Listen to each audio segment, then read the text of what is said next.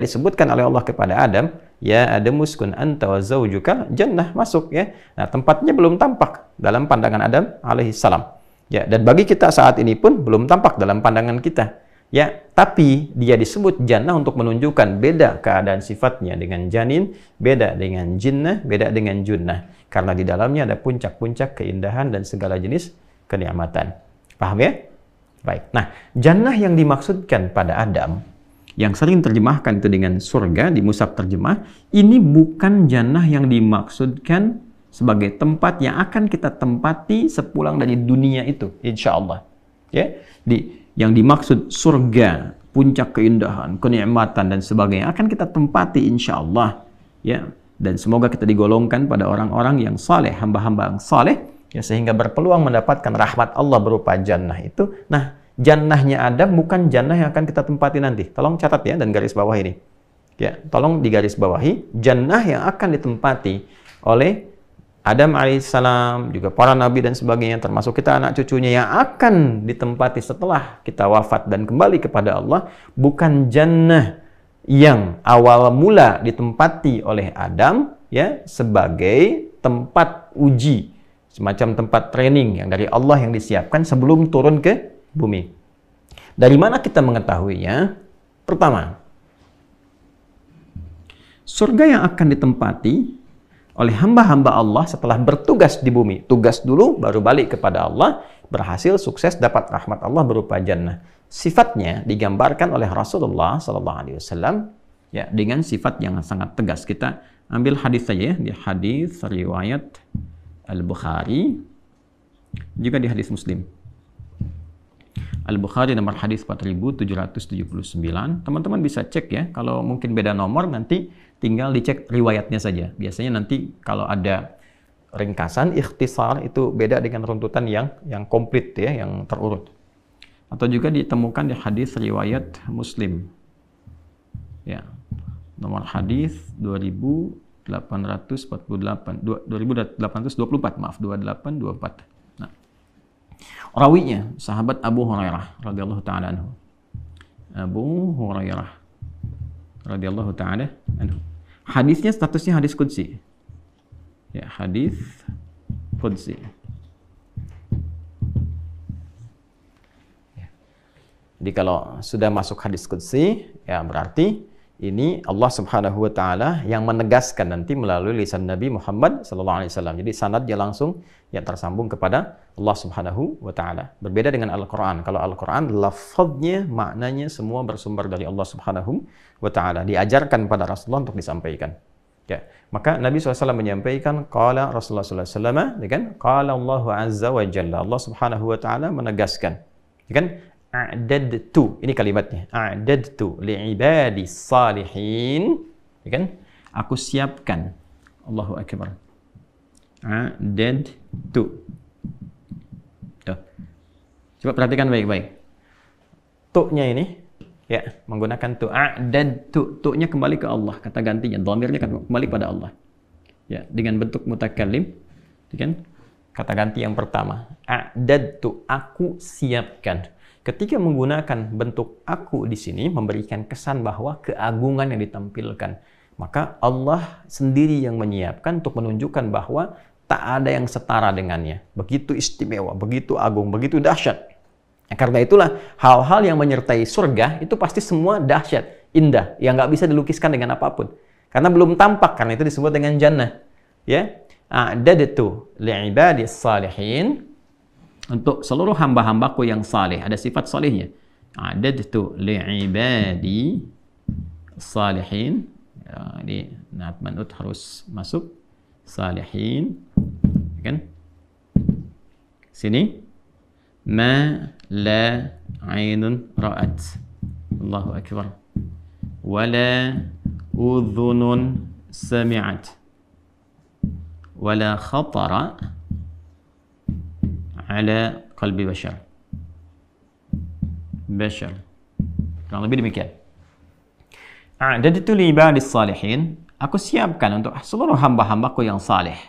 Nah, ini ya kata kuncinya. Kita tidak membahas ini dulu karena ini inti bahasan kita yang ini. Aku siapkan untuk hamba-hambaku yang saleh, kategori saleh nanti kita bahas terpisah. ma la ainun ra'at, satu tempat ya yang keindahannya tidak pernah ditatap oleh makhluk, oleh manusia pada umumnya. Ya, manusia, jin tak pernah mampu menatapnya. Jadi ini belum pernah ditatap sama sekali. Ya, awas ya. Kemudian wala udhunun sami'at, dan apa yang didengar pun keindahannya nggak akan serupa dengan itu. Ya, jadi dengan yang dibayangkan, kan? Makanya tahu dari mana bayangannya itu di akhir wala khatara al qalbi bashar, dan tidak sama dengan yang dilamunkan. Jadi kalau Al-Quran pun memberikan sifat-sifat tentang keindahan surga, lalu kita berusaha berimajinasi, itu nggak sama dengan itu. Lebih indah daripada itu. Itu gambarannya. Ya, jadi ayat-ayat yang ditampilkan di Al-Quran tentang keindahan surga. Masya Allah, sungai-sungai yang mengalir, segala keindahannya, mahkotanya, bidadarinya, pangeran-pangeran surga, mutiaranya. Itu nyata sesuai dengan firman. Tapi keindahannya tidak sama dengan yang diimajinasikan atau yang digambarkan. Karena itu nggak bisa kita menyebutkan bahwa Al-Quran misalnya fiktif. Nggak bisa. Yang fiktif itu imajinasi manusia. Jelas ya? Qurannya real.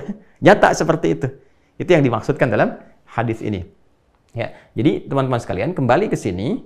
Apa yang disampaikan oleh Rasulullah SAW dari hadis qudsi ini memberikan kesan bahwa surga yang akan ditempati nanti ya belum pernah dilihat. Jadi nggak ada orang pengalaman, kan, dalam konteks ini manusia-manusia ya, umumnya pada manusia yang biasa ya, kecuali Nabi SAW yang pernah ditampakkan ya dalam peristiwa Isra dan Mi'raj itu, dan seterusnya dalam nilai-nilai kebaikan ya, lalu kemudian digambarkan kepada umatnya beliau, tapi umatnya kan belum pernah lihat sama sekali ya. Jadi dilamunkan, digambarkan, diimajinasikan tidak akan pernah serupa. Nah, karena itu belum pernah ada yang masuk langsung ke dalamnya. Kemudian juga tidak pernah sama dengan apa yang digambarkan. Jadi belum pernah dijamah.